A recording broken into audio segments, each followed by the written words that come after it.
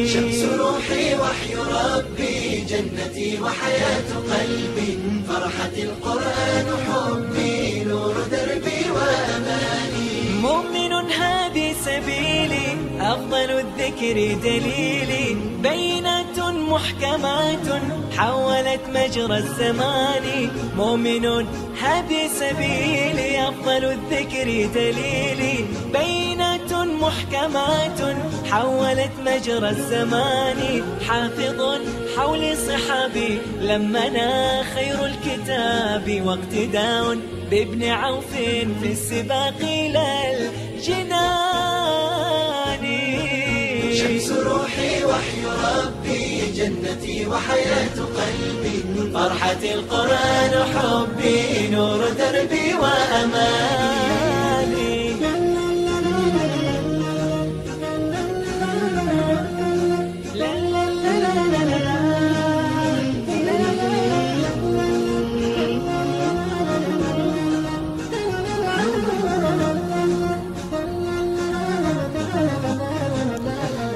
Bismillahirrahmanirrahim. Assalamualaikum warahmatullahi wabarakatuh. Media dakwah Syariah 101,4 RDS FM dengan syariah hidup menjadi lebih indah. Pendengar dimanapun Anda berada, alhamdulillahirrahmanirrahim.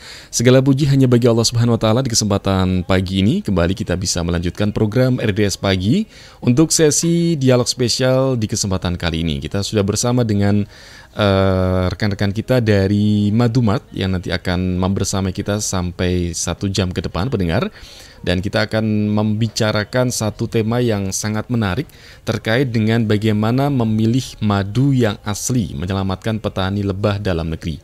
Sudah hadir bersama dengan saya Muhammad Nasir di studio RDS FM Solo.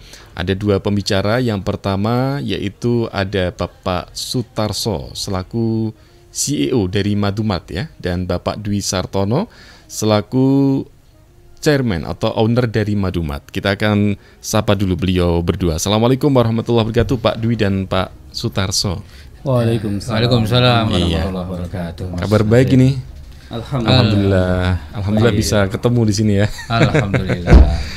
Oke, pagi ini kita akan membicarakan satu tema tentang memilih madu asli menyelamatkan petani lebah dalam negeri. Nah, mungkin di 1 jam ke depan kita akan lebih banyak membicarakan soal madu. Nah, madu ini kan sesuatu yang saya kira semua orang sudah tahu manfaatnya, khasiatnya, kebaikannya, dan lain sebagainya. Cuma yang menjadi persoalan sekarang ini bagaimana memilah dan memilih madu yang asli, karena kan banyak sekali merek di pasaran kan gitu ya. Nah, bagaimana kemudian memilih madu yang asli itu yang seperti ini. Kemudian tadi ada juga yang menarik, menyelamatkan petani lebah dalam negeri. Nanti kita akan bahas bersama dengan 2 narasumber kita.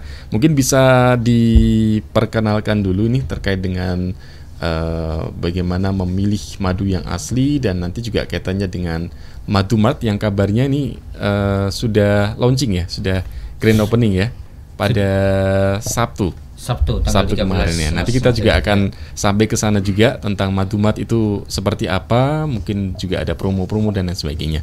Mungkin bisa diawali dulu dari Pak Sutarso dulu mungkin tentang memilih madu dan lain sebagainya. Monggo.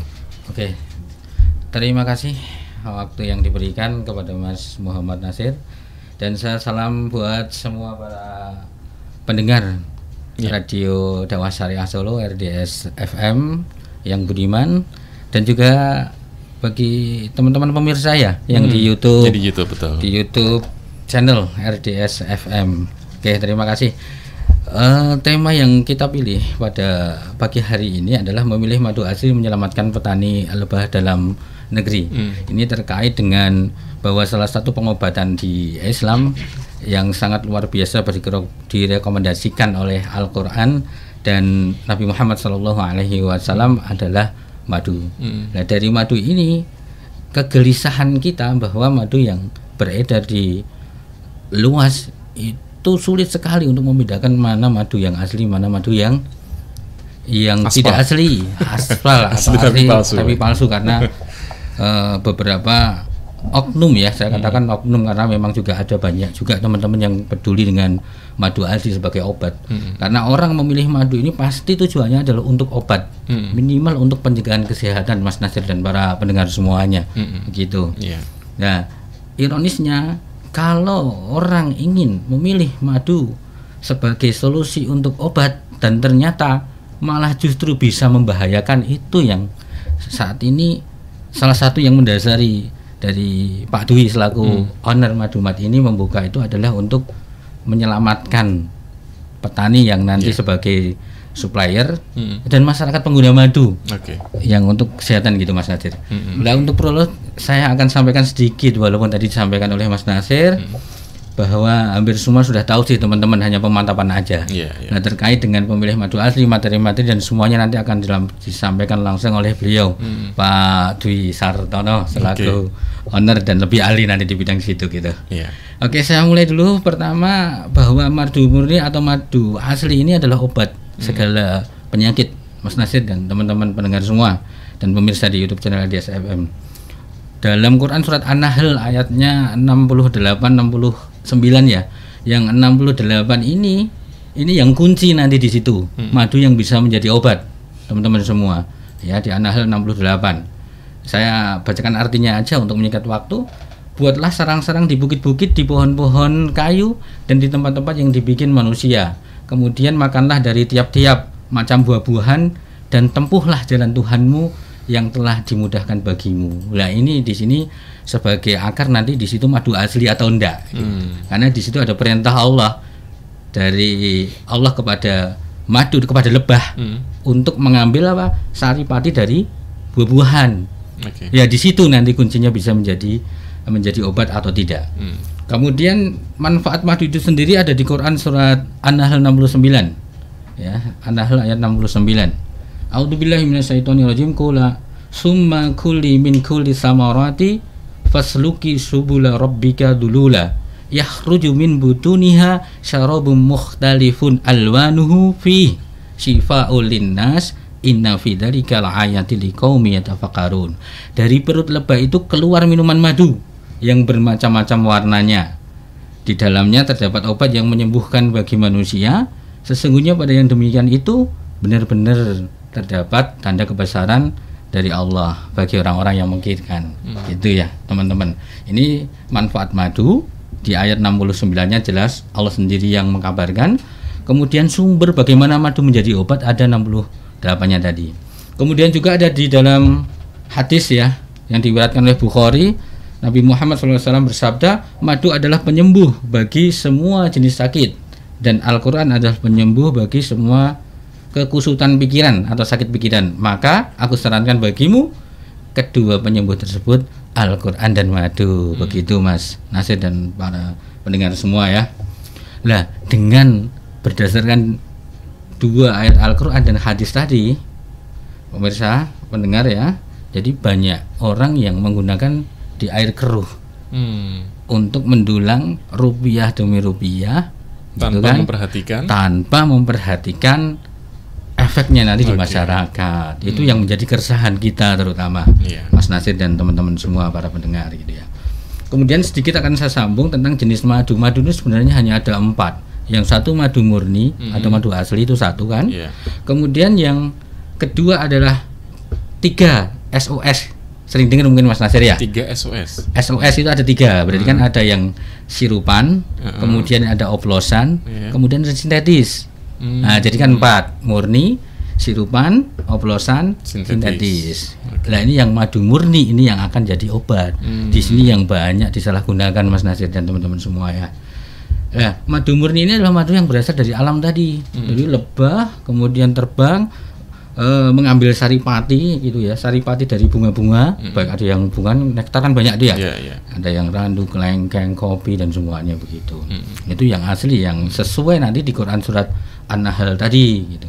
Kemudian madu sirupan ini adalah keluar dari perut lebah juga sebenarnya Mas Nasir. Cuman dari para petani, mohon maaf ya, ada beberapa petani dengan dalih mungkin bisa mempertahankan kehidupan lebah kan harus makan, untuk pindah-pindah kan butuh biaya tuh. Dari kebun misalkan musim randu ke musim kelengkeng itu butuh bala. Dia stay di situ dikasih makan sirup atau gula.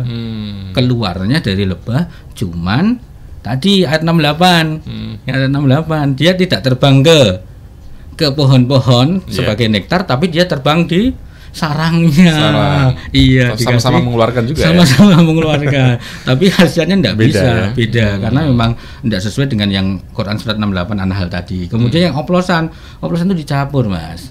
Nah, biasanya yang ini asli dengan yang asli dengan yang sirupan tadi sirupan mungkin, atau bisa jadi dengan yang sintetis, bisa juga gitu. Lah ini bisa dilakukan oleh mohon maaf oknum petani atau oknum pengepul. Ini yang banyak. Jadi bisa jadi petaninya jujur, Mas. Yeah. Nah, produksinya juga terbatas, tapi apa di pengepul, mohon maaf ini oknum saya nggak bicara semua loh ya. Ada oknum yang memang untuk memperbesar kapasitas itu meraup tadi di air keruh, dicampur, dioplos. Yang keempat ini madu sintetis, benar-benar tiruan 100% palsu. 100% palsu. Nah, ini yang sangat berbahaya, Mas. Sangat berbahaya. Gitu sih. Kalau dari saya terakhir tuh tip terhindar dari membeli dari madu palsu itu memang sulit sih. Sulit banget. Ahlinya aja Dr. Zaidul Akbar itu juga mengatakan bahwa memang sulit. Ada teori heksagonal, kemudian ditetesin dibakar, disemutin itu berarti madu palsu kayak gitu. Malah juga ada pendapat dari orang bahwa itu adalah tip-tip itu malah berasal dari para oknum. Malahan ya. Yes, para oknum, Mas. Itu yang itu kan sangat ironis. Ya salah satunya ya caranya kita kenal petaninya, kita beli ke ini atau minimal ya jelas sanadnya atau jelas sumbernya. Itu sih, Mas, mungkin dari saya prolog awal. Nanti bisa dilanjutkan Pak Dwi Sartono sih. Oke, baik. Tadi sudah disampaikan tentang madu, manfaatnya, khasiatnya, termasuk kalau madu ini kan jelas di dalam Al-Quran disebutkan secara khusus ya, ada ayat-ayat yang membahas tentang itu. Mungkin kita lanjut ke Pak Dwi Sartono selaku owner dari Madumat tentang menyelamatkan petani lebah dalam negeri. Tadi kalau disampaikan untuk membedakan antara madu yang asli dengan yang palsu atau yang aspal dengan yang oplosan ini kan sulit begitu ya, meskipun ada beberapa teori dengan dibakar, dengan nanti kalau yang semutan nanti bagus dan sebagainya. Ini bagaimana kemudian kaitannya dengan menyelamatkan petani lebah dalam negeri dan hubungannya masyarakat, bagaimana caranya memilih madu yang baik untuk mereka? Monggo silakan. Sebelumnya bismillah, assalamualaikum warahmatullahi wabarakatuh. Waalaikumsalam warahmatullahi wabarakatuh. Mas Nasir dan pendengar radio RDS yang budiman, alhamdulillah kita bisa bergabung di RDS yang sudah sekian lama saya mengikuti dan teman-teman di sini juga beberapa yang banyak yang kenal gitu ya. Saya memulai diskusi pada pagi hari ini menjelang siang dengan sebuah data yang saya ambil dari website ekonomi.bisnis.com pada Sabtu 13 Mei 3 hari yang lalu jam 6.27 waktu Indonesia Barat. Menteri Kehutanan Zulkifli Hasan pada Pekan Madu Nasional pertama, beliau mengatakan konsumsi madu negara Indonesia sebanyak 3.000 ton per tahun. 3.000 ton per tahun. Sedangkan produksi dalam negeri hanya 1.000 sampai 1.500 ton per tahun. Artinya apa? 70% madu yang beredar di Indonesia itu adalah impor. 70%-nya adalah impor. Lalu apa akibat dari besarnya impor madu ini yang sampai 70% tadi? Yaitu ketika impor madu tidak dibatasi, ya, maka akan terjadi surplus, bahkan berlimpah madunya, kemudian akan menyebabkan harga itu rusak, hancur dan sangat murah gitu. Dalam hal ini siapa yang paling dirugikan? Yang paling dirugikan pastinya adalah para petani nomor satu, karena operasionalnya tinggi, tetapi dia harus menjual mengikuti harga para importer. Yang kita tahu bersama bahwa importer itu tidak semuanya bagus gitu ya. Maksudnya kan importer terbesar kan dari Cina, Thailand, Australia dan Selandia Baru. Nah, itu kejelasan madunya kan kita tahu sendiri ya, produk-produk dari sana itu bagaimana keasliannya, kemudian kepedulian mereka untuk menjaga keaslian, apalagi mengamalkan ayat-ayat Al-Quran itu kan sangat diragukan gitu. Nah, akibatnya adalah petani dengan terpaksa harus menjual madu dengan harga yang sangat murah. Karena harga yang sangat murah tadi, sedangkan operasionalnya sangat besar, menyebabkan petani terbagi menjadi dua di sini. Yang pertama adalah petani yang jujur, ya, tetap menjaga keistiqomahannya, kesikohannya. Otomatis mereka, kebanyakan dari mereka adalah merugi, ya, karena operasionalnya tinggi, menjual dengan harga murah, karena ngikutin pasar. Pastinya tidak sejahtera dan terancam eksistensi mereka. Yang kedua, petani yang khilaf. Nah, saya khilaf, pakai bahasa petani yang khilaf. Bahasa halusnya ya. Kalau bahasa apa ya, tidak jujur atau oknum tadi, menurut saya lebih tepat petani yang khilaf lah ya. Itu ikut mengoplos madu gitu demi menutup biaya operasional. Nah, itu akibat yang pertama, yaitu petani dengan terpaksa harus menjual madu dengan yang sangat murah. Akibat yang kedua adalah lahirnya mafia-mafia pemalsu madu. Ya. Saya mengutip dalam web kompas.com yang saya akses pada 13 Mei, hari Sabtu kemarin, jam 6:43 waktu Indonesia Barat, ditemukan oleh kepolisian satu pabrik yang bisa memproduksi 1 ton per hari atau 312 ton setahun madu palsu, sintetis kalau bahasanya Pak Arso tadi. Jadi pemirsa RDS FM dan Mas Nasir yang kami hormati, bahwa satu pabrik saja itu bisa mengambil porsi 30% dari data produksi madu dalam negeri. Ya, satu pabrik itu. Yang tadi di awal saya sampaikan, ada Indonesia itu memproduksi 1000 ton ya per tahun lah. Satu pabrik itu bisa memproduksi 312 ton setahun. Jadi kan 30%-nya. Bagaimana kalau ternyata di sana ada beberapa pabrik gitu. Dan itu sudah menjadi rahasia umum, banyak sekali pabrik-pabrik beredar gitu. Nah, jadi itu ironinya gitu ya. Petani madu yang jujur di Indonesia harus betul-betul melawan pengimpor madu dan pemalsu madu gitu. Nah, apa dampak dari semua ini? Ya, diawali dari tidak dibatasinya impor madu yang tidak jelas keasliannya, serta lahirnya para mafia pemalsu madu, kemudian produk madu yang akhirnya berlimpah, harga menjadi murah, dan petani harus merugi, kecuali dia ikut arus dengan mengoplos madunya tadi. Ya. Saya mengutip dari regional.kompas.com ya, di waktu yang sama, di hari yang sama dengan menit yang berbeda gitu ya.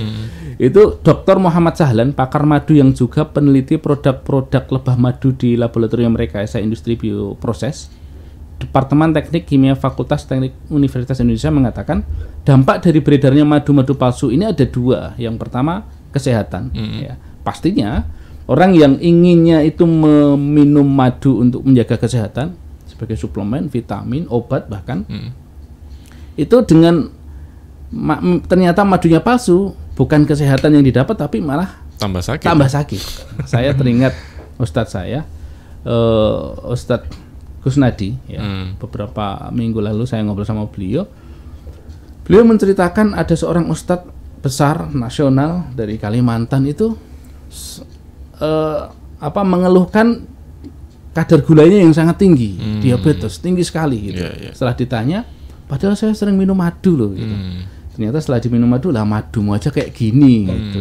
Jadi justru malah sintetis madu. Ya, betul. Gitu. Nah, itu dampak yang pertama, membahayakan kesehatan masyarakat Indonesia. Yang kedua adalah dampak pada perekonomian. Nah, ini yang ingin saya ulas sedikit ya. Terutama ekonomi petani ya, yang tadi kebanjiran madu impor yang tidak jelas tadi, dan para pemalsu madu gitu ya. Maka petani semakin sulit ya, bersaing dengan madu sintetis, madu oplosan, dan madu yang tidak jelas tadi, karena harganya jauh dari biaya operasional para petani. Nah, itu resmi saya ambil dari kompas.com ya. Pendengar RDS yang setia, lalu bagaimana sih caranya untuk memutus mata rantai terpuruknya ekonomi petani ya, serta menghindarkan konsumen masyarakat Indonesia dari ancaman bahaya madu sintetis tadi? Yang pertama, ada beberapa hal yang saya simpulkan dari berbagai sumber yang terpercaya. Ada 4 di sini dari sisi petani, yaitu meningkatkan produktivitas petani dengan cara memilih kualitas bibit lebah yang bagus. Ya, kan banyak ya jenis-jenis lebahnya. Kemudian meningkatkan kompetensi manajemen peternakan lebah, yang baik serta tetap menjaga keaslian madu. Itu yang pertama. Yang kedua, dari sisi pemerintah ya, Indonesia dalam hal ini menjaga dan mengatur regulasi impor madu agar tidak terjadi overstock madu yang menyebabkan harga hancur gitu ya. Harus dibatasi gitu ya. Kemudian menindak tegas para mafia pemalsu madu dan memperbanyak hutan lokasi yang menghasilkan nektar madu. Nah, itu dari pihak pemerintah. Kemudian yang ketiga dari pihak pemasar dan distribusi yang peduli tentang akan nasib para petani madu yang jujur, yaitu dengan memperbaiki manajemen pemasarannya. Di antaranya adalah dengan menjaga dan memastikan bahwa madu yang dipasarkan dan didistribusikan adalah madu yang benar-benar berasal dari para petani atau pengemas yang komitmen dan terpercaya menjaga keaslian madu. Ini dari pihak pemasar atau distribusi. Dan yang terakhir dari konsumen, yaitu mengetahui ciri-ciri madu asli itu seperti apa. Nah, itu dari pihak konsumen. Pertanyaannya adalah, lalu bagaimana cara kita konsumen itu bisa mengetahui madu ini asli atau tidak? Itu tadi sampaikan Mas Tarso, banyak sekali hoax yang beredar, dan ini saya dapat juga dari Presiden Ilmi waktu ada acara di Tawangmangu ya, di samping Pondok Iskarima, yaitu acaranya apa itu Mas Tarso waktu itu Mas? Lupa Daurah dan pameran madu nasional ya, Daurah dan pameran madu nasional di sebelah Pondok Iskarima. Beliau menyampaikan banyak hoax cara mengecek madu asli. Di antaranya ada madu asli tidak dikerumunin semut, madu asli tidak tembus ketika ditetesin ke tisu, kemudian tidak membasahi pentol korek ketika dicelupkan pentol korek itu, kemudian madu asli standar SNI. Tidak membeku di kulkas gitu. Nah, itu termasuk madu asli pasti kental. Itu banyak sekali hoax yang beredar. Dan itu beliau menyampaikan sendiri ya, seperti yang disampaikan Mas Tarso tadi, itu dibangun oleh para oknum-oknum mafia-mafia pemalsu madu tadi supaya madu mereka diterima gitu. Justru yang membuat cara-cara itu malah oknum-oknum tadi ya. Betul. Itu. Nah, kesimpulannya adalah kami di Madumat itu mengambil peran yang ketiga tadi, berperan aktif dalam menjaga keberlangsungan dan kesejahteraan para petani dengan cara pastinya dengan untuk para konsumen juga pada masyarakat dengan cara memperbaiki manajemen pemasaran, memastikan bahwa petani yang kami ambil madunya yang menjadi supplier kita adalah petani yang kredibel, serta tidak menjual madu di toko Madumat itu, tidak menjual madu dengan merek apapun, dengan permintaan sebesar apapun, selama madu tersebut tidak kami ketahui kredibilitas personal yang ada di hulunya, yaitu para petani, pengepul, distributor, dan sebagainya. Kita tidak menjual itu, walaupun itu sangat besar permintaannya di pasar. Bahkan banyak madu impor itu sangat besar sekali permintaannya di pasar, tapi kita tidak menjualnya karena kita tidak tahu bagaimana kredibilitas importer atau pengemas madu itu. Begitu, teman-teman. Gitu dari saya sebagai prolog. Ada salah dan khilaf mohon dimaafkan. Baik, terima kasih Pak Dwi. Tadi sudah menyampaikan tentang bagaimana menyelamatkan petani lebah dalam negeri. Ini dalam skala yang lebih luas ya. Artinya dari sisi masyarakat sebagai konsumen madu yang saya kira hampir semua masyarakat itu sudah pernah ya namanya mengkonsumsi madu ya. Tinggal barangkali ada yang rutin atau mungkin ada yang sekedar sekedarnya saja. Tapi yang jelas tadi disampaikan bahwa untuk menentukan, memilah dan memilih madu yang asli dengan madu yang palsu, yang sintetis itu tidak mudah ya. Bahkan tidak ada metode yang 100% jitu untuk menentukan ini yang asli atau yang palsu. Satu-satunya cara yang mungkin dilakukan ya tadi dengan menjaga kepercayaan ataupun dari mana ini madu ini asalnya dari mana, istilahnya bersanad begitu ya. Ya mungkin saya kutipkan sedikit ya. Yeah. Saya lebih cenderung dengan pernyataan Ustadz Dr. Zaidul Akbar tentang, mungkin agak lebih dekat dengan mic supaya lebih jelas. ketika beliau ditanya oleh jamaah, Ustadz bagaimana kita menentukan memilih madu yang asli itu?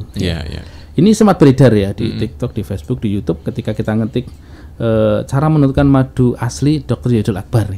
Itu nanti muncul ya.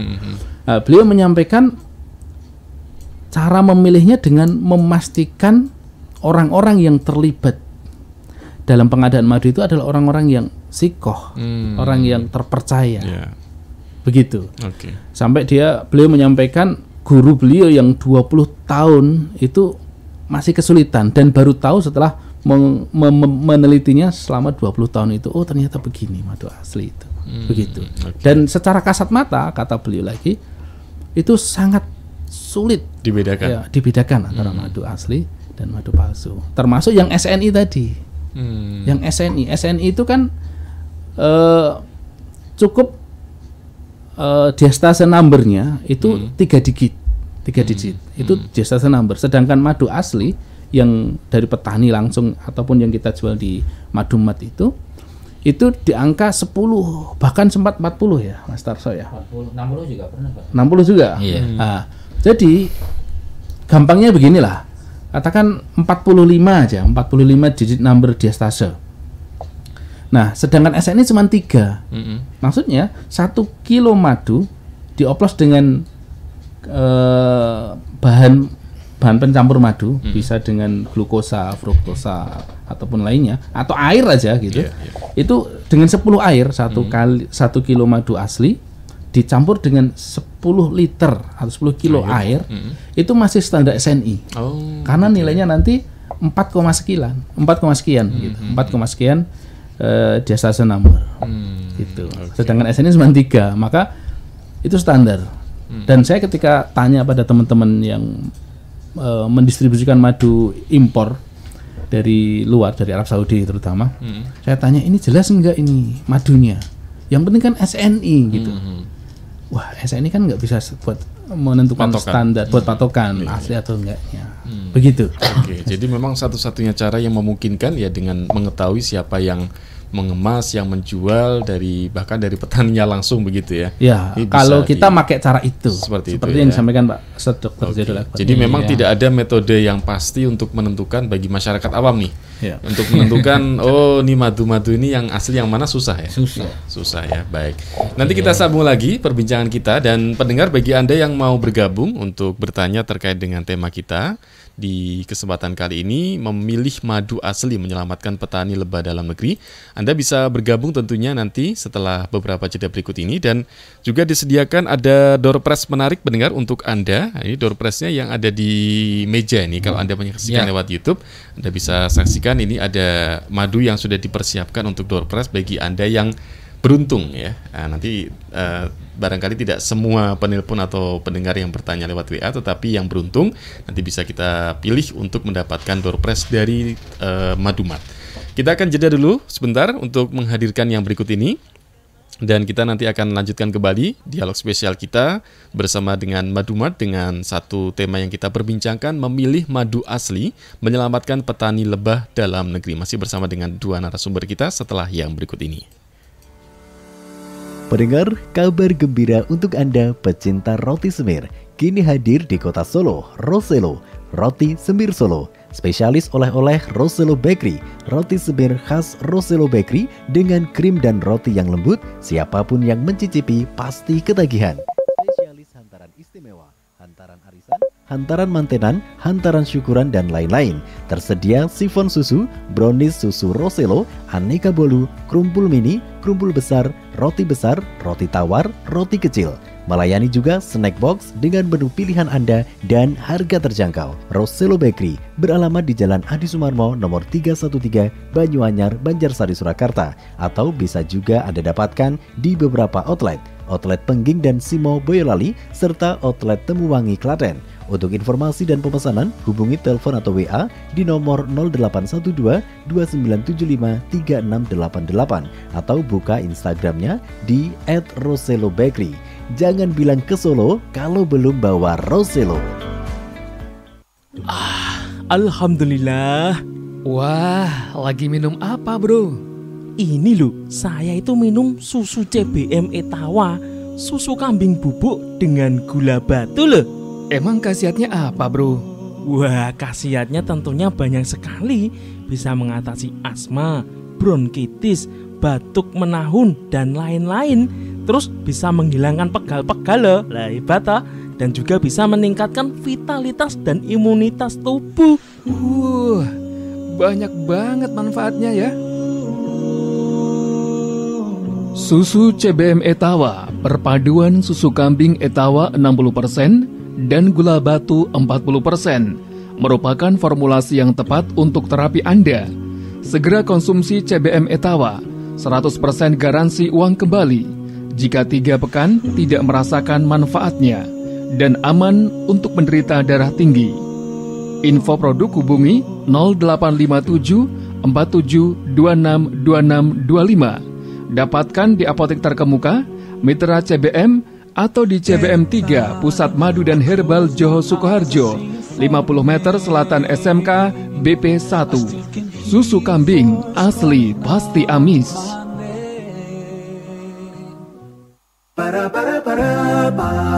Kabar gembira, kini hadir Aflaha Store sebagai pusat hijab syar'i berkualitas di Kota Solo. Kunjungi showroom Aflaha di Jalan Puntodewo nomor 53 Ngruki, Solo, Selatan Asrama Putri Pondok Ngruki. Aflaha Store menyediakan banyak pilihan model jilbab terkini, mulai dari jilbab instan kaos, jilbab kain resmi dan non-resmi, berbagai ukuran. Aflaha Store juga menyediakan perlengkapan busana muslim keluarga Anda, jubah akhwat, berbagai model dan jenis kain, mukena, gamis ikhwan, baju koko, peci untuk ukuran dewasa dan anak. Dapatkan wisata belanja syar'i hanya di Aflaha Store. Untuk informasi lebih lanjut, buka Facebook dan Instagram Aflaha Hijab Expert Syar'i atau hubungi 0813 2863 5656. Buka juga www.aflaha.com.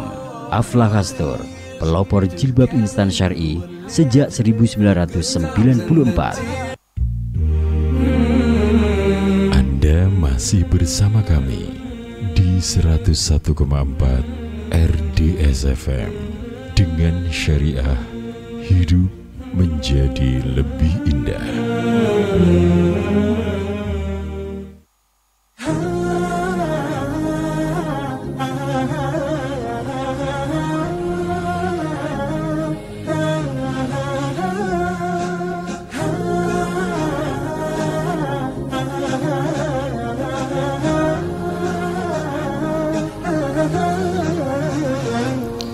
Terima kasih mendengar Anda masih bersama kami dalam program Dialog Spesial. Untuk kesempatan kali ini kita masih membincangkan satu tema, memilih madu asli menyelamatkan petani lebah dalam negeri.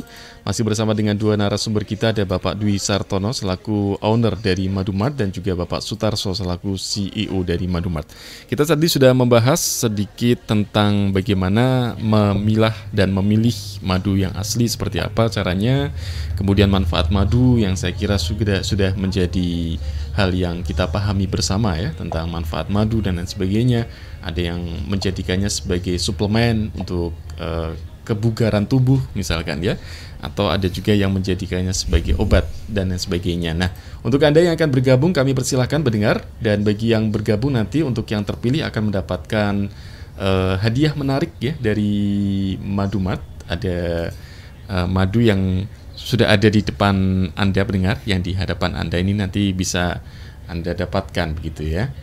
Baik, kita akan ke penelpon dulu. Sudah ada yang bergabung. Kita akan sapa dulu ke penelpon yang sudah di 081226170777. Assalamualaikum. Waalaikumsalam warahmatullahi wabarakatuh. Iya, dengan siapa Pak? Dari Sragen, Abu Sabila. Dari Sragen, Abu Sabila. Nggih, monggo langsung bisa ke pertanyaan. Ya, gini. Nah, sebelumnya mohon maaf, ini teringat pada kan sering kita menemui orang yang jualan madu keliling itu kan. Biasanya di botolnya itu ada 1 atau 2 ekor lebah yang disertakan di situ. Kadang secara awam mungkin ini asli gitu. Oke. Padahal tadi sudah dipawarkan bahwasannya memilih madu yang asli itu belum ada metode yang baku, dalam arti yang pas ini pasti asli itu belum diketahui. Ya saya tanya gini ya, mungkinkah di Solo Raya kita temukan katakanlah ada ataupun petani ataupun budidaya lebah yang memang kesehariannya membudidayakan madu seperti itu? Kalau boleh mengetahui di mana lokasinya itu. Oke. Itu yang pertama. Iya. Itu yang kedua, untuk harga katakanlah seperti harga umumnya itu untuk madu yang asli itu apakah memang standar dengan yang harga SNI atau mungkin lebih murah, atau kira-kira harga kisaran berapa untuk yang memang madu asli itu? Oke, baik. Ya, mungkin sementara itu saja. Terima kasih. Oke, baik. Terima kasih Pak Abu Sabila. Ya, waalaikumsalam warahmatullahi wabarakatuh. 2 pertanyaan ini langsung pertanyaan praktis saya kira. Banyak orang juga pengen nanya yang sama. Kira-kira madu yang asli itu belinya di mana, gampangnya begitu ya. Dan kemudian harganya. Sekarang ini kan banyak sekali yang jual harga madu 1 kilo misalkan berapa, 50.000 atau mungkin bahkan di bawah itu, atau ada juga yang jual 1 kilonya itu bisa di angka ratusan ribu. Apakah harga itu menjamin kualitas? Pertanyaan seperti itu. Monggo. Terima kasih. Yang pertama, di mana ada peternak madu di area Solo Raya? Ada beberapa tempat ya di daerah Mojogedang, itu ada di sana petani madu. Kan ada kebun-kebun karet di sana ya. Saya sempat ikut panen di sana di kebun karet itu. Ada juga di daerah Kedung Ombo ya, di sana ada madu kelengkeng. Itu salah satu supplier kita di sana. Di Solo juga ada beberapa kenalan kita, supplier lebih tepatnya kenalan kita ya. Itu juga petani madu ya. Kemudian untuk masalah harga madu yang beredar dari petani itu kalau ngambil 1 ton 2 ton itu bisa di angka paling murah hari ini 70 ribuan. 70 ribuan itu kalau ngambilnya banyak dan ya, masih mentahan ya. 70 ribuan ya, nanti bisa dihitung-hitung sendiri ya. Operasional, ongkos kirimnya, packingnya, kemasannya, perizinannya dan lain sebagainya. Ada madu yang murah hari ini, yang karena stoknya melimpah ya. Termasuk kita punya peternakan juga di sana di Rio di Sumatera, itu madu akasia karpa namanya. Itu jualnya bisa di angka ecer ya, itu bisa di angka 90 ribuan. 1 kilonya. 1 kilonya. Cuman rasanya memang kurang nyaman. Gitu ya, rasanya kurang nyaman. Kurang enak lah gitu. Itu banyak beredar. Kalau di toko-toko mungkin adalah akasia karpa gitu. Harganya sekitar 90 ribuan. Asli tapi itu ya. Asli, insya Allah asli. Ya. Ya tergantung tadi. Yang tergantung. Ya kita percaya nggak sama yang jual. Gitu. Yang jual juga dia tahu nggak petanya siapa. Gitu. Iya. Jadi sebenarnya kalau dari sisi harga itu bisa menggambarkan, tetapi tidak sepenuhnya. Artinya harga yang mahal tidak selalu itu asli. Harga yang murah juga tidak selalunya itu palsu gitu ya. Tergantung jenis-jenisnya tadi juga ya. Dan yang pastinya tadi kalau Dr. Ridul Akbar siapa, di mana kamu beli gitu, apakah ke petani langsung atau enggak, atau orang yang menjual mengemasnya itu kamu kenal atau enggak, kesolehan dia, kredibilitas dia begitu. Iya, dikenal siapa penjualnya yang mengemas dan kita percayalah, itu baru bisa kemudian kita mengatakan madu ini ya insya Allah terjamin keasliannya, kan begitu ya. Baik, begitu ya untuk Abu Sabila di Seragen. Kita berlanjut ke pertanyaan berikutnya dari Anda pendengar yang sudah bergabung. Ada Nia di Polokarto ya, Ibu Nia di Polokarto. Bismillah, Bapak, adakah kalau membeli madu biasanya ada yang untuk diet dan untuk menambah nafsu makan? Apa yang harus diperhatikan? Madu tuh apakah bisa dibuat spesifik untuk ini untuk madu untuk diet, ini untuk nafsu makan, atau bagaimana sebenarnya? Tergantung jenisnya atau bagaimana? Mas Tarso yang bisa berhubungan dengan R&D. Kalau buat ibu siapa tadi? Mas? Ibu Nia di Polokarto. Ibu Nia di Polokarto terkait dengan untuk madu bisa untuk diet atau madu untuk nafsu makan, itu biasanya kalau secara khasiat khusus yang diinginkan selain untuk pengobatan ya. Kalau pengobatan memang madu insya Allah sesuai dengan Quran dan Sunnah, insya Allah bisa semua jenis penyakit begitu. Cuman untuk hal-hal yang dikehendaki seperti misalkan diet, berat badan naik, kayak gitu kan. Kalau kita di herbal, kita juga alhamdulillah berkecimpung di herbal juga, itu memang harus ditambahi dengan ramuan-ramuan khusus. Itu ramuan-ramuan herbal khusus, atau dalam bahasa yang dijual di toko-toko herbal itu namanya madu ramuan, Mas. Madu ramuan. Kalau madu sama ibu tadi yang bertanya, itu biasanya madu ramuan, misalnya ada madu diet, madu batuk, kemudian ada madu sesuai khasiat, itu biasanya harus ditambah dengan herbal. Disinergikan, gitu. Disinergikan. Gitu ya? Betul. Dan itu pun juga bagi pabrik-pabrik yang insya Allah terpercaya, itu ada jurnalnya, kemudian harus didaftarkan di POM kayak gitu. Jadi kembali lagi pilih siapa produsennya, kemudian bagaimana secara kesehatan terregister enggak di Badan POM kayak gitu. Itu kalau ibu dan teman-teman pendengar semua mau aman begitu. Gitu sih. Karena kalau dari sisi izin juga beda, Pak ya, antara yang madu murni dengan madu yang sudah di mix dengan herbal. Izinnya sama atau beda? Ya, beda. Beda ya. Kalau terutama ramuan-ramuan yang ada khasiatnya, itu harus terregister POM. Namanya POM TR ya. POM TR ya. Gitu. Kalau yang murni? Kalau yang murni bisa sih Dinkes aja. Oh, Dinkes bisa ya. Aja itu bisa. Oke, baik. Gitu. Ya, begitu ya untuk Ibu Nia di Polokarto.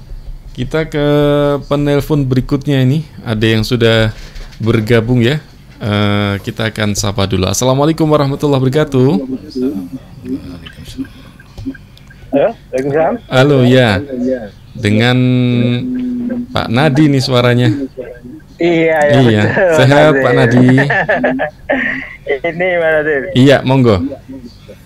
Kalau pernah dengar katanya tawon tuh dikasih makan gula gitu. Gula ya? Iya. Itu gimana dengan kualitas madu yang dihasilkan gimana tuh nanti? Oke. Itu saja, Pak Nadi. Oke. Baik, terima kasih Pak Nadi. Tawon dikasih makan gula tadi mungkin masuk yang ke sirupan. Nah, itu secara kualitas membahayakan atau bagaimana? Karena orang kalau mau minum madu itu biasanya cari sehat gitu ya. Ya, kembali lagi kalau dari jenis 4 madu yang saya sampaikan di depan Pak Nadine dan Mas Nasir pendengar semua, itu yang madu murni, madu asli itu yang misalnya bisa dijadikan obat. Kalau yang sirupan melalui gula itu malah khawatir, bukan hanya itu berkualitas atau enggak, takutnya malah nanti itu bisa membahayakan bagi kesehatan, terutama bagi teman-teman penderita diabetes. Itu teman-teman bisa diabetes malah tambah naik, itu malah bahaya. Makanya satu-satunya yang bisa jadi obat kembali ke Quran Sunnah, Pak Nadine, hanya madu asli, madu murni. Makanya di sini juga ada Ikatan Asosiasi Nasional ya, Inspirator Lebah Madu Indonesia, ILMI, yang jadi dari panitia tadi. Banyak relawan-relawan di situ, luar biasa. Satu tujuannya adalah memerangi SOS, madu sirupan, madu oplosan, madu sintetis. Karena di situ bukan hanya tidak berkualitas, malah justru membahayakan. Nah, ini keresahan kita, kenapa kita juga buka madu mart dengan madu bersana tadi. Gitu Mas Nasir, Mas Nadine. Ya, begitu ya untuk Pak Nadi tadi yang sudah bertanya. Di penelpon berikutnya Ada yang bergabung di 7651818 ya. Kita akan coba sapa dulu. Assalamualaikum warahmatullahi wabarakatuh. Waalaikumsalam. Iya, Ibu, kabar baik pagi ini? Baik, Mas Nasir. Iya, monggo silahkan Ibu, singkat saja pertanyaannya karena ini waktu yang terbatas. Ini kalau beli ke peternak kan kita nggak bisa, Mas. Kalau yang udah ada di pasaran seperti di kota Solo Raya gitu, di mana adanya, itu aja. Oke, baik. Terima kasih. Iya, Assalamualaikum warahmatullahi wabarakatuh. Waalaikumsalam warahmatullahi wabarakatuh. Iya, Ibu Lis ya. Tadi bergabung bertanya tentang di mana tempat mendapatkan madu tadi ya, yang bisa dipercaya begitu. Nanti bisa disampaikan juga sekaligus tentang Madumat yang pada Sabtu kemarin juga sudah grand opening ya. Monggo silakan. Kalau merekomendasikan di mana, terutama di Solo ya, untuk beli di mana madu aslinya, salah satunya ya harus kenali dulu lah ciri-cirinya. Gitu. Mungkin nggak apa-apa ya saya promosikan yang lain ya, teman-teman. Mungkin di Arafah juga ada, bisa jadi di Arafah atau di toko-toko sekitar sini. Cuman Bulis, Mas Nasir dan teman-teman semua, memang ada juga walaupun toko itu menjual madu asli, di situ juga bisa jadi itu memang jual juga SOS. Nah, nanti kalau memang mau berkunjung ke toko-toko yang itu, tanyakan aja tuh mana yang memang benar-benar madu asli dan murni. Nah, kalau memang ya ini promosi juga gitu. Nah, kalau kita di Madumart itu memang hanya menjual madu asli untuk madu murni ya, bukan madu ramuannya ya Mas ya. Iya. Termasuk juga madu ramuan kita gunakan. Ada juga madu ramuan. Madu ramuan juga kita gunakan madu asli murni. Bahkan kita punya peternakan sendiri Mas Nasir. Oke. Ada peternakan sendiri di pesisir utara, di Pati, Rembang dan sekitarnya, ada juga di daerah Lampung, ada juga di daerah Riau. Begitu. Jadi memang benar-benar harus bersanad. Nah, kalau di Madumart nanti di situ ada, mohon maaf, ada barcode-nya. Kita tulis sekalian, jangan nggak usah banyak tanya-tanya tuh nanti.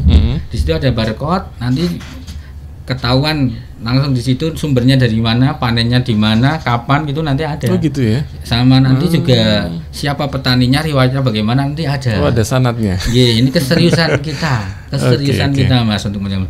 Lah untuk masalah harga tadi memang saya singgung sebentar, nggak apa-apa ya? Nggak apa-apa. Untuk masalah harga memang juga kembalinya ke personal lagi. Memang identik kalau memang madu yang asli itu memang rada mahal Mas kesannya. Dan tergantung juga nektarnya, ketersediaan madunya memang beda-beda gitu. Akasia kenapa murah? Akasia Karpa itu asli, harganya murah, 79.000 sekilo bisa jadi loh ya. Karena memang stok madunya melimpah. Banyak ya. Stok madunya melimpah lah. Untuk madu Kaliandra, madu Randu itu bisa jadi memang ya kalau di bawah 100.000 per kilo itu malah ragu gitu. Meragukan ya. Malah meragukan gitu. Karena dari petaninya sendiri memang ya tidak bisa diangkat segitu ya. Tapi fluktuatif Mas. Memang fluktuatif. Dan kembali lagi, orang kalau sudah terpersepsi mahal asli, oknum lagi bisa masuk di situ.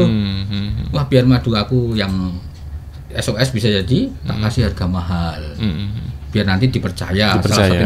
Biar marem ya. Biar marem. Makanya satu-satunya adalah cari tahu sumbernya di mana. Oke, baik. Gitu, alamatnya mungkin sekali. Oh iya, alamatnya. Tadi menarik juga tadi disampaikan ada barcode yang kalau di scan itu nyekannya dengan dengan HP bisa atau dengan HP Mas? Oh bisa ya? Dengan HP, kamera HP itu langsung juga bisa. Ketahuan ini dipanennya dan sebagainya ya. Siapa petaninya? Siapa petaninya? Oke. Nanti masuk ke web kita. Oke, siap. Tadi bisa disampaikan juga untuk alamat Madumart di mana Pak Tarso monggo? Iya, alamat Madumart ada di Jalan Ahmad Yani nomor 38 Dusun 2 Makam Haji. Kecamatan Kartosuro, Kabupaten Sukoharjo, Jawa Tengah, di sekitar Rumah Sakit Ortopedia. Di sekitar depannya itu seberangnya atau di sebelah timurnya Rumah Sakit UNS. Ya, di pinggir jalan besar itu Ayani. Mudah insya Allah. Ada plakatnya besar. Ada plakatnya besar ya. Besar banget di situ. Oke, baik. Begitu untuk Ibu Lis yang ada di Nusuan dan juga pendengar lainnya yang tadi juga sudah bertanya. Kita berlanjut ke pertanyaan berikutnya ini. Ada yang sudah bergabung dari Mas Amir di Sragen. Assalamualaikum. Waalaikumsalam. Mau nanya, kalau madu yang khusus untuk stamina pria, ini apakah ada? Apakah juga bersanad? Nah, ini madu khusus stamina pria. Apa ada yang spesifik seperti itu atau masuknya ke madu ramuan berarti ya? Ya. Bagaimana? Monggo Pak Dwi. Pak Dwi terbukti. Ini banyak ini kalau stamina pria nih. Banyak yang tanya. Kalau madu murni, ya, menggunakan madu murni biasanya teman-teman menggunakan madu kaliandra. Kaliandra. Itu ada efek untuk menjaga stamina pria, sama madu klanceng. Kalau di ramuan, ya ramuan itu kita ada trigobi namanya. Trigobi itu trigona, madu trigona, bipolen, kemudian royal jelly dan apalagi itu Mas ya, dan madu lainnya gitu ya. Itu bagus untuk menjaga stamina pria. Kalau untuk kejantinan pria gitu ya, khusus ya madu ramuan. Madu ramuan ya. Madu ramuan. Di Madumat ada juga ya. Ada. Tinggal nanya nanti ke sana ya. Madu buat stamina pria gitu ya. Bisa ada. ya. Oke. Cuman tetap kata kuncinya komposisi utama madu kita madu asli itu Mas. Itu yang gitu. Baik. Iya. Ya begitu ya Mas Amir ya. Mungkin ini sedang cari madu untuk stamina. Oke, baik. Yang mau bergabung lewat telepon silakan di 7651818. Ini ada door prize yang nanti kita sudah disiapkan oleh teman-teman di Madumat untuk Anda yang beruntung. Nanti akan dipilih di akhir ya. Karena ini banyak yang bergabung, nanti mau tidak mau harus dipilih, tidak semuanya bisa dapat. Kita ke penelpon dulu di 7651818. Assalamualaikum. Waalaikumsalam. Iya, dengan siapa Pak? Dengan Arkom di Baki, Sukoharjo. Pak Arkom di Baki. Iya. Nggih, monggo Pak Arkom. Saya mau tanya, gimana pendapat sampean kalau dengan adanya madu klengkeng? Karena setahu kita belum ada, maksudnya akhir-akhir ini nggak ada yang bisa panen madu klengkeng itu. Kemudian yang kedua, bagaimana dengan madu Yaman atau madu dari luar negeri itu? Terima kasih. Baik, terima kasih Pak Arkom di Baki ya. Assalamualaikum. Iya, ada dua pertanyaan. Yang pertama tentang madu kelengkeng, ini seperti apa? Kemudian yang kedua madu dari luar ya, seperti dari Yaman kan juga banyak ya madu Yaman yang harganya bisa mencapai jutaan mungkin bahkan ya.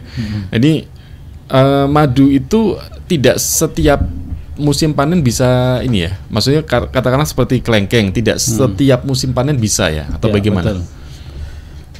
Jadi ini kita juga pernah mendapatkan pertanyaan semisal tentang madu kelengkeng.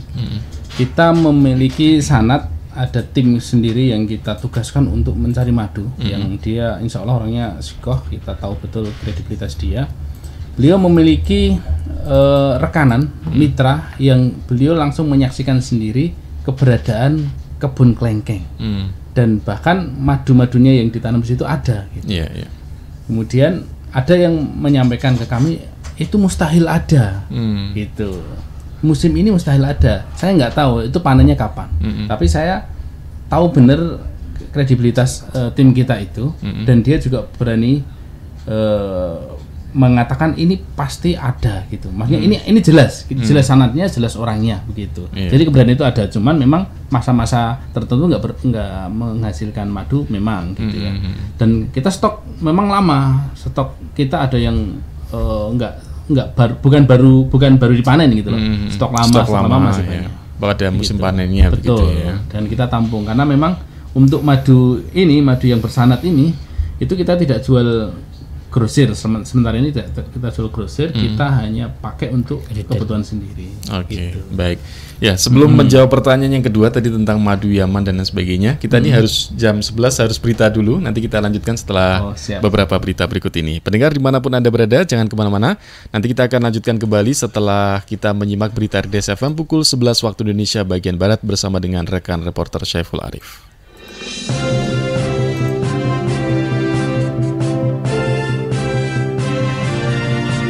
Berita RDS FM.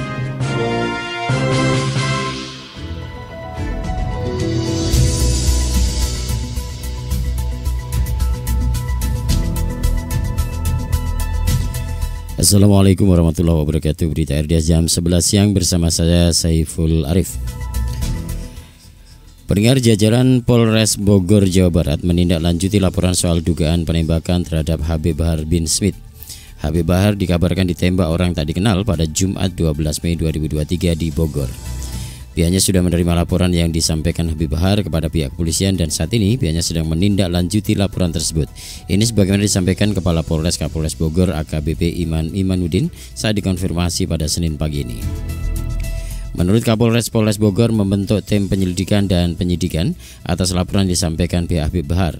Kapolres menyebut sudah dilakukan olah tempat kejadian perkara atau TKP, namun belum dijelaskan soal lokasi penembakan itu. Menurutnya polisi akan mengumpulkan keterangan terkait kejadian tersebut. Pihaknya sudah olah TKP dan akan meminta keterangan terhadap saksi-saksi yang mengetahui kejadian tersebut. Demikian dipaparkan Kapolres. Sebelumnya beredar kabar Habib Bahar bin Smith ditembak, soal lokasi dan kronologi kejadian belum diketahui secara pasti. Pada Jumat malam langsung ke TKP, beliau cerita semuanya penembakan sekitar jam 8, 9 malam, kata pengacara Habib Bahar Aziz Yanwar dalam video rekaman yang viral dan sudah dikonfirmasi oleh para wartawan. Habib Bahar bin Smith resmi bebas dari rumah tahanan rutan Polda Jawa Barat pada Kamis 1 September 2022. Habib Bahar bebas setelah putusan vonis dari Pengadilan Tinggi PT Bandung keluar. Pasca bebas, ia mengaku akan fokus mengurus pondok pesantren dan keluarga terlebih dahulu. Jam 3 waktu Indonesia Barat pagi keluar dari rutan Polda Jabar. Ini ujar kata Ikhwan Tuan Kota kuasa hukum Habib Bahar. Saat bebas dari rutan Polda Jabar, ia turut mendampingi Habib Bahar bersama pengacara lain, kerabat serta orang-orang terdekat. Habib Bahar langsung menuju ke pondok pesantren Tajul Alawiyah di Parung, Kabupaten Bogor. Evan mengatakan Habib Bahar berterima kasih pada umat Islam dan pecinta Habib Bahar yang sudah memberi banyak dukungan selama proses hukum berjalan. Selanjutnya kliennya akan fokus untuk mengurus pondok pesantren dan keluarga. Beliau menitip pesan dan akan fokus di pondok pesantren yang dekat dengan keluarga. Belum ada rencana untuk keluar begitu. Penyidik Polda Jawa Barat pada Senin 3 Januari 2022 menetapkan Bahar bin Smith sebagai tersangka kasus dugaan ujaran kebencian melalui media sosial. Bahar pun langsung ditahan setelah menjalani pemeriksaan sejak Senin siang hingga tengah malam.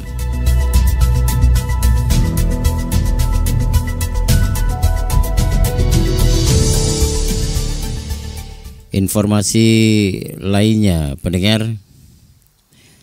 Dari Jakarta, Ketua Lembaga Bantuan Hukum Muhammadiyah LBH-MU Taufik Nugroho mengatakan bahwa pihaknya sudah menyiapkan bukti-bukti untuk menjerat Profesor Riset Astronomi dan Astrofisika Badan Riset dan Inovasi Nasional BRIN, Thomas Jamaluddin, dalam kasus dugaan ancaman pembunuhan yang ditulis tersangka AP Hasanuddin di akun Facebook Thomas Jamaluddin terkait perbedaan 1 Syawal antara Muhammadiyah dan pemerintah. Sebagai warga Muhammadiyah dan Indonesia, Taufik sangat menyayangkan setelah peneliti BRIN AP Hasanuddin melakukan ujaran kebencian. Menurutnya ujaran kebencian yang dilontarkan pun sangat parah untuk level akademisi dan peneliti sudah lolos menjadi PNS di BRIN. Sebagai tersangka ujaran kebencian, menurut Taufik, AP Hasanuddin sekarang ini sudah ditahan di rumah tahanan Bareskrim Mabes Polri. Kemungkinan katanya akan ada tersangka baru, kendati demikian pihaknya tidak bisa mendahului keputusan penyidik Polri. Meski demikian, pihaknya sudah menyampaikan kepada penyidik Polri bahwa nanti akan ada bukti-bukti yang akan disampaikan, termasuk dalam hal ini dugaan yang juga mungkin dilakukan oleh Profesor Thomas Jamaluddin. Ini kata Taufik acara dialektika TVMU bertema rasionalisasi wujud hilal dan ujaran Thomas Jamaluddin yang ditanyakan pada Sabtu 13 Mei 2023 malam hari.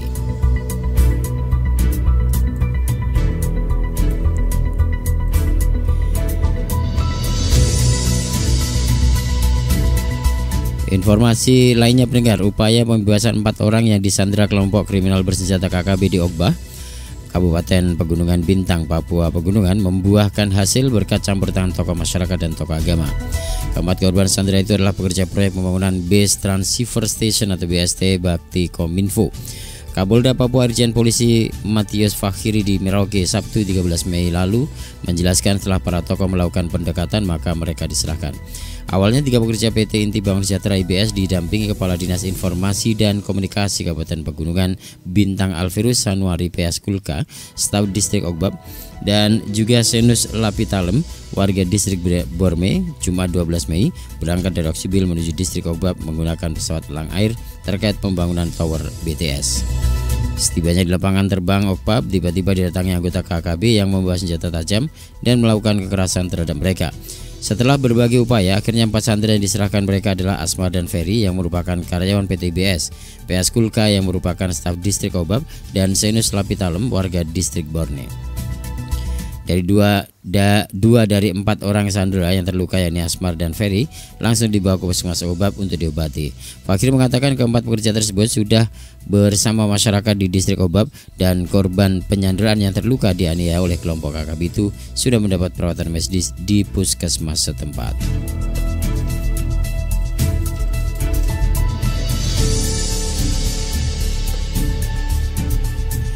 Informasi lainnya dari Solo, sering mendapatkan tawaran investasi melalui media sosial, maka berhati-hatilah jangan sampai tergiur dengan investasi bodong dan ada beberapa yang harus diwaspadai terhindar dari investasi bodong.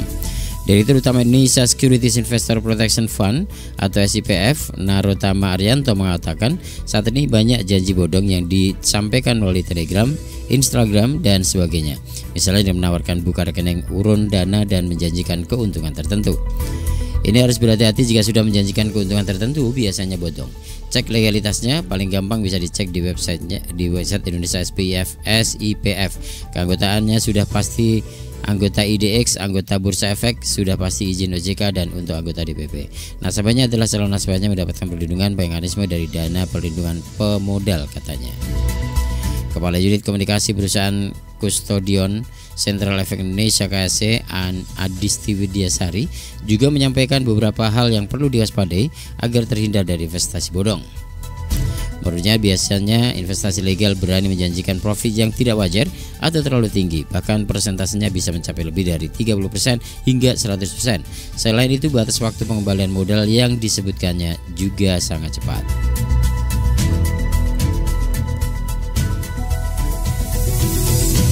Informasi terakhir pendengar, masih serba-serbi pemilu di Turki pendengar. Presiden Turki Recep Tayyip Erdogan merupakan presiden pertama yang dipilih melalui pemilihan umum. Dia menangkan referendum yang memusatkan kekuasaan di tangan presiden. Tidak hanya itu, Erdogan telah melampaui masa jabatan Mustafa Kemal Atatürk yang memimpin Turki selama 15 tahun. Erdogan menjadi pemimpin terlama di Turki. Erdogan yang telah mendominasi politik Turki selama 2 dekade berusaha untuk memperpanjang kekuasaannya selama 5 tahun mendatang dalam pemilihan presiden. Karir politik Erdogan bermula pada 1970-an di Beyoğlu, distrik Istanbul yang mencakup rumah masa kecilnya di Kasim Pasha, lingkungan kelas pekerja di lereng yang mengarah ke toko-toko mewah di Jalan Istiqlal ke perairan Tanduk Emas. Peran politik pertama Erdogan berlangsung pada 1976. Ketika itu dia menjabat sebagai kepala cabang pemuda Beyoğlu dari Partai Keselamatan Nasional yang dipimpin oleh Necmettin Erbakan, calon Perdana Menteri yang dipandang luas sebagai mentor Erdogan. Pada 1994 Erdogan menjadi wali kota Istanbul. Ketika itu dia menangani banyak masalah yang dihadapi penduduk seperti polusi udara, pengumpulan sampah dan juga kekurangan air bersih. 4 tahun kemudian dia menarik perhatian pengadilan karena membacakan puisi kontroversi. Hal ini menyebabkan dia mendapatkan hukuman penjara 4 bulan karena menghasut diskriminasi agama. Erdogan keluar dari penjara 99 dengan larangan berpolitik yang masih berlaku. 2 tahun kemudian Erdogan kemudian membentuk Partai Keadilan dan Pembangunan atau Partai AK. 15 bulan setelah didirikan, partai tersebut memenangkan pemilu 2002. Karena larangan politiknya, Erdogan tidak dapat menjabat sebagai Perdana Menteri hingga Maret tahun berikutnya. Para pengamat berpendapat mereka telah melihat perubahan dramatis dalam politik Erdogan secara berkuasa. Sebagian besar komentator melihat dekade pertama pemerintahan Partai AK, pemerintah merangkul reformasi demokrasi ketika Turki berusaha untuk bergabung dengan Uni Eropa. Erdogan dipuji oleh kaum liberal di dalam dan luar negeri karena melonggarkan cengkraman militer. Di negara itu tidak menangani hak-hak perempuan dan minoritas. Namun dalam 10 tahun terakhir Erdogan telah dikritik karena mengadopsi pandangan yang lebih otoriter. Pendengar, demikian berita RDS jam 11 siang ini. Saya Saiful Arif. Wassalamualaikum warahmatullahi wabarakatuh.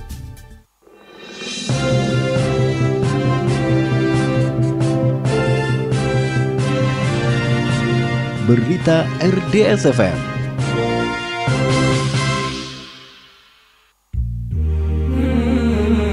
Anda masih bersama kami di 101,4 RDS FM.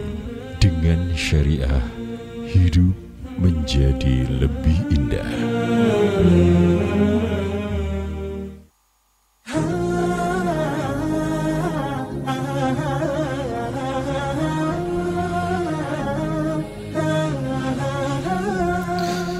Pendengar, terima kasih Anda masih bersama kami di sesi terakhir kita dalam program Dialog Spesial untuk kesempatan kali ini. Dan kita masih membahas satu tema ya, terkait dengan bagaimana memilih madu asli dan juga kemudian bagaimana menyelamatkan petani lebah dalam negeri. Tadi sudah disampaikan beberapa hal yang saya kira menjadi poin penting untuk pembicaraan kita di kesempatan kali ini. Ini kita jawab beberapa pertanyaan ya, karena waktu yang terbatas tidak semua WA bisa kita bacakan pendengar. Tadi masih ada yang ketinggalan terkait dengan madu dari luar, misalkan dari Yaman ini seperti apa. Kemudian nanti juga akan ada beberapa WA yang kita bacakan. Monggo silakan bisa dilanjutkan kembali Pak Dwi.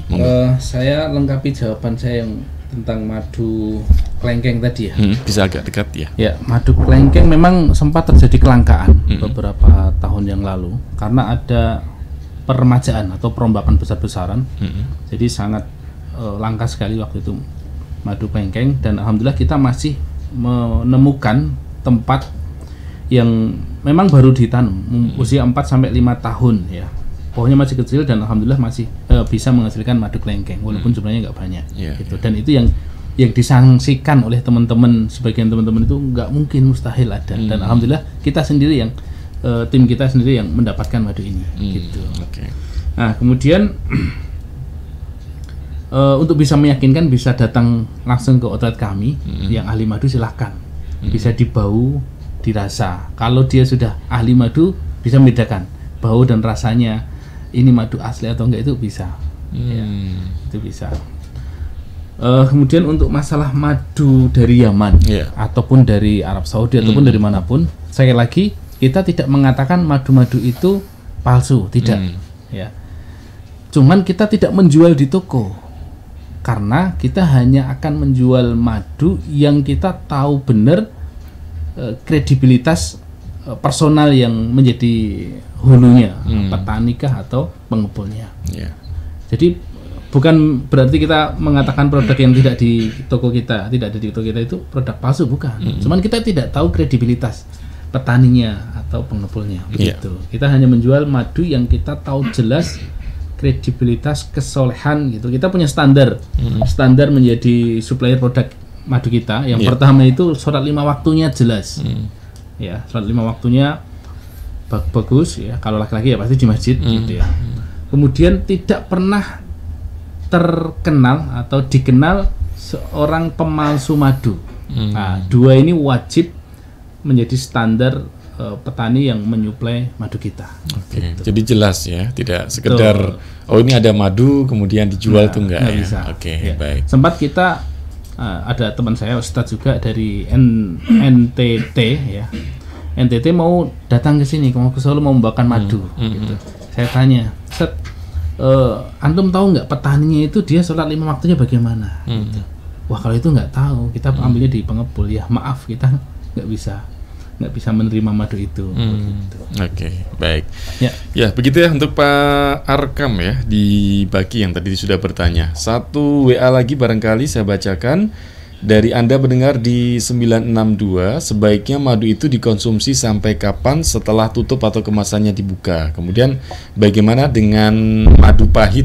Nah, karena tidak semua madu manis. Madu pahit itu bagaimana? Monggo silakan. Kalau madu itu benar-benar madu asli, sebenarnya tidak ada expirednya.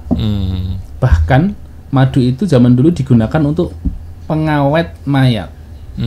Justru dia akan mengawetkan barang-barang di sekitarnya. Kalau itu jelas-jelas madu asli. Madu asli ya. Kalau dari madu mat kita menjamin keaslian madu itu ya, dan tidak ada expirednya. Gitu. Walaupun nanti standar SNI itu ada beberapa tahun gitu ya. Gitu. Kemudian yang kode tadi apa ya Mas? Tentang madu pahit ya. Madu pahit yang madu murni itu ada. Ada, cuman nggak banyak ya. Biasanya madu yang menghirup, yang lebahnya itu menghirup nektar tanaman-tanaman yang pahit-pahit itu. Mahoni ya, mahoni itu pahit. Saya sempat merasakan itu pahit. Cuman ya tetap bening. Lah yang beredar di pasaran madu pahit itu biasanya madu ramuan. Madu ramuan. Biasanya dikasih Sambiloto, pahit dan ya. ada 5-7 bahan itu yang memang bagus khasiatnya gitu. Sekali lagi banyak yang beredar itu menggunakan madunya itu madu tadi sintetis tadi. Bahkan saya ketemu langsung ngobrol 1 minggu sampai maksimal 2 minggu yang lalu ya, 1 minggu lebih dikit gitu. Itu ngobrol langsung ke peramunya gitu. Dia nyampaikan, saya kembali lagi seperti dulu. Kenapa? Perintah atasan untuk membuat madu yang digunakan untuk madu-madu ramuan itu. Maksudnya gimana? Menggunakan madu simplex. Lah caranya ya 100% madu sintetis gitu. 100%. 100%. Dia ngaku sendiri itu. Jadi dengan glukosa, kemudian dikasih pewarna, dikasih pengharum. Mau madu apa, tinggal dikasih pengharum apa. Dia ngaku sendiri, Masya Allah.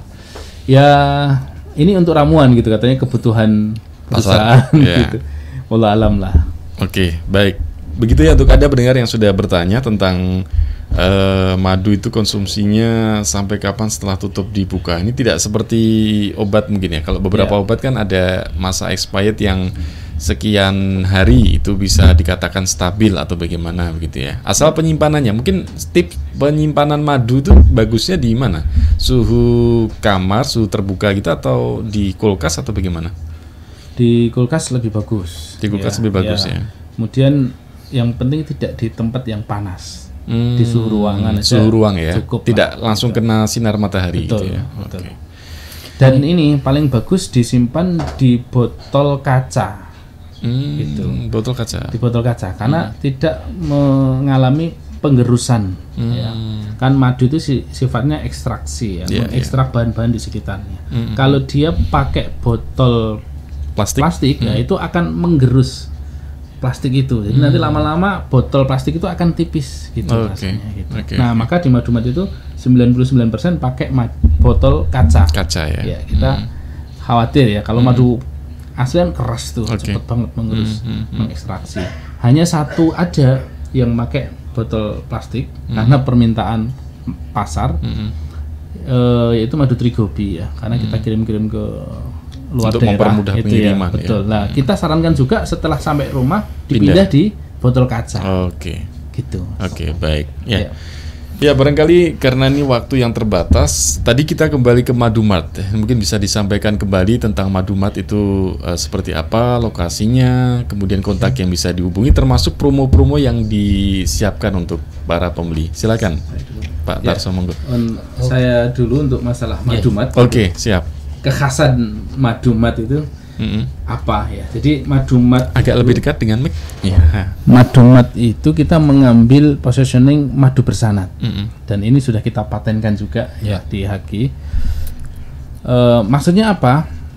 Madu bersanad itu madu sebuah toko yang menjual hanya madu-madu bersanad, yang jelas siapa petaninya, siapa pengepulnya, dan kita memiliki standar wajib ya harus dipenuhi oleh supplier madu kita yang saya sebutkan tadi, surat 5 waktunya jelas dan tidak pernah dikenal mengoplos madu gitu ya. Itu. Kemudian madu bersanad itu apa ya?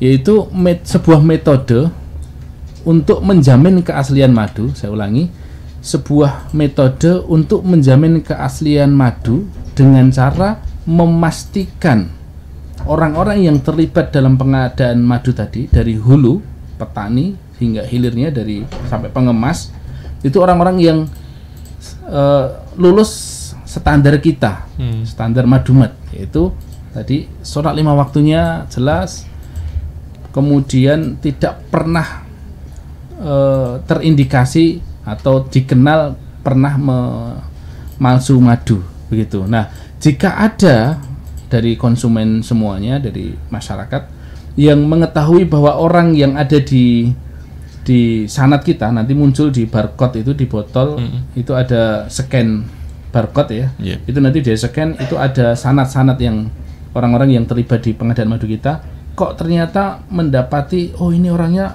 penipu gitu ya, dan kemungkinan besar enggak, karena kita sudah selidiki ya sangat dalam gitu ya. Kok ternyata dia menipu, dia adalah orang pembohong, maka seketika itu kita backlist sana tadi orang yang menjadi supplier kita dan kita tidak gunakan lagi. Begitu. Justru kita ingin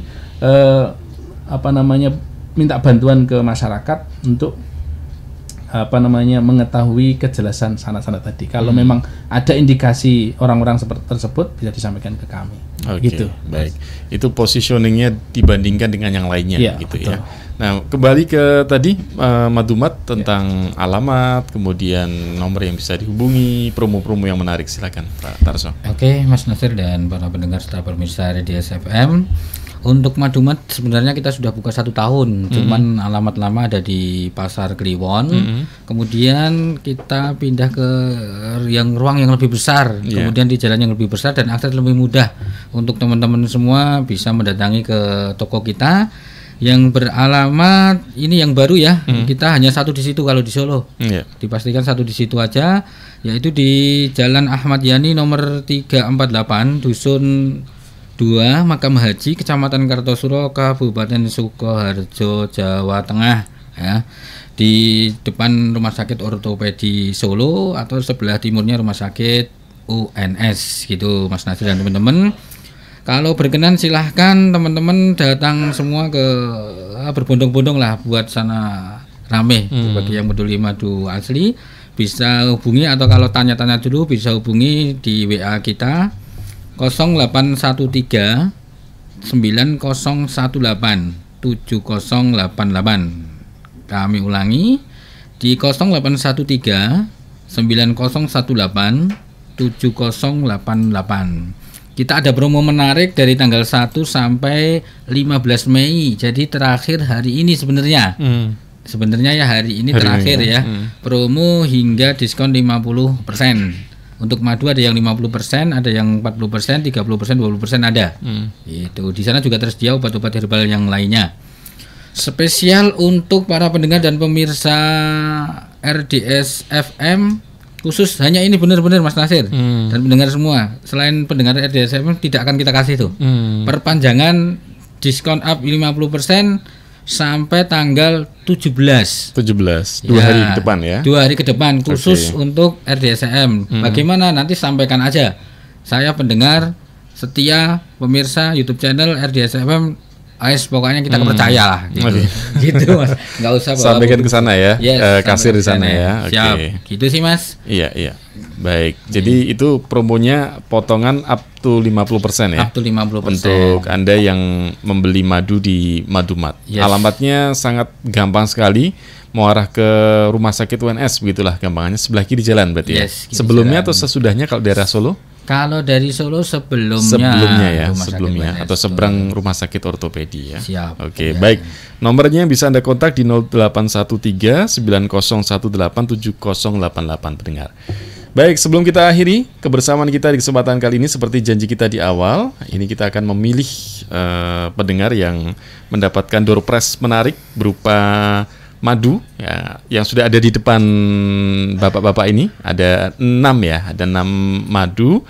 Dan tadi untuk yang mendapatkan yang pertama yang bergabung lewat line telepon ada Abu Sabila, kemudian Bapak Nadianto, kemudian Bulis di Nusuan, ada Pak Arkom di Baki ya. Sudah 4. Kemudian yang 2 tadi yang pertama kita bacakan ada Mbak Nia di Polokarto dan Mas Amir di Sragen ya. Oke, ada sudah 6 berarti ya. Ada 6 itu. Kami ulang kembali, Abu Sabila di Sragen, Pak Nadianto, kemudian Bulis di Nusuan, Pak Arkom di Baki, kemudian Mbak Nia di Polokarto dan Mas Amir di Sragen. Nanti untuk teknis pengambilannya bisa langsung ke studio RDS FM ya untuk pengambilannya. Dan cukup dengan membawa fotokopi identitas diri saja. Saya kira begitu, barangkali sebagai closing sebelum kita akhiri program kita, monggo silakan dari Pak Dwi dulu barangkali.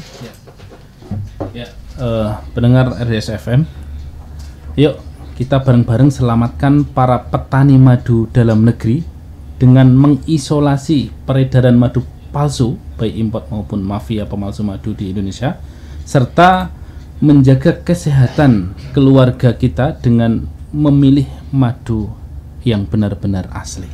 Ya. Oke, baik. Kemudian dari Pak Tarso, silahkan. Oke, buat teman-teman semua pendengar RDS FM yang berbahagia, madu asli adalah madu yang sebagai syarat obat bagi keluhan mungkin sebagian teman-teman. Memang butuh effort lebih untuk mencari madu asli, dan mungkin juga harganya bisa jadi lebih. Jangan memilih madu yang hanya mudah didapatkan, kemudian harganya rendah, murah, tapi resikonya justru malah membahayakan. Itu saja sih, pilih madu yang asli. Gitu. Baik, terima kasih Pak Dwi dan Pak Tarso untuk kebersamaan kita di kesempatan kali ini. Insya Allah di lain kesempatan kita bisa ngobrol lebih banyak lagi ya. Siap, terima kasih. Salam untuk teman-teman di Madumat ya. Sukses selalu. Assalamualaikum warahmatullahi wabarakatuh. Waalaikumsalam warahmatullahi wabarakatuh. Pendengar dimanapun Anda berada, demikian perbincangan kita dalam program Dialog Spesial di kesempatan kali ini bersama dengan dua narasumber kita. Ada Bapak Dwi Sartono selaku owner dari Madumat dan juga Bapak Sutarso selaku CEO dari Madumat. Sudah kita bahas satu tema tentang memilih madu asli menyelamatkan petani lebah dalam negeri ya. Dan untuk Anda yang penasaran produk-produk apa saja yang dijual di Madumat, Anda bisa langsung ke outletnya yang ada di Jalan Ayani ya. Tepatnya ada di sebelah Rumah Sakit UNS ya, kalau dari arah Solo sebelumnya, atau di seberang Rumah Sakit Ortopedi Surakarta pendengar ya. Untuk nomornya Anda bisa kontak di 0813-9018-7088 ya, untuk Anda yang ingin bertanya lebih dahulu ya. Terima kasih sekali lagi untuk yang sudah bergabung, dan bagi Anda yang berhasil ataupun beruntung mendapatkan hadiah, Anda bisa langsung konfirmasi ke nomor kami di 081226170777. Kemudian Anda bisa ambil langsung ke studio RDS FM yang ada di Komplek SMA Al-Abidin Banyuanyar, dan dengan membawa tentunya fotokopi identitas diri pendengar ya. Dan kami mohon maaf belum semua pertanyaan bisa kami bacakan karena waktu yang terbatas. Insya Allah kita jumpa lagi pada kesempatan berikutnya. Saya Muhammad Nasir mewakili segenap kru yang bertugas untuk pagi hingga siang ini menyampaikan banyak terima kasih untuk Anda yang sudah menyimak program kami. Ikuti terus program-program di RDS FM mulai pukul 5 pagi sampai pukul 10 malam. Saya terima kasih untuk Anda yang sudah menyimak. Mohon maaf atas segala kekurangan. Alhamdulillahirrahmanirrahim. Subhanakallahumma wa bihamdika asyhadu an la ilaha illa anta astaghfiruka wa atubu ilaik. Wassalamualaikum warahmatullahi wabarakatuh. Baru saja Anda mengikuti RDS Pagi. Terima kasih kebersamaan Anda.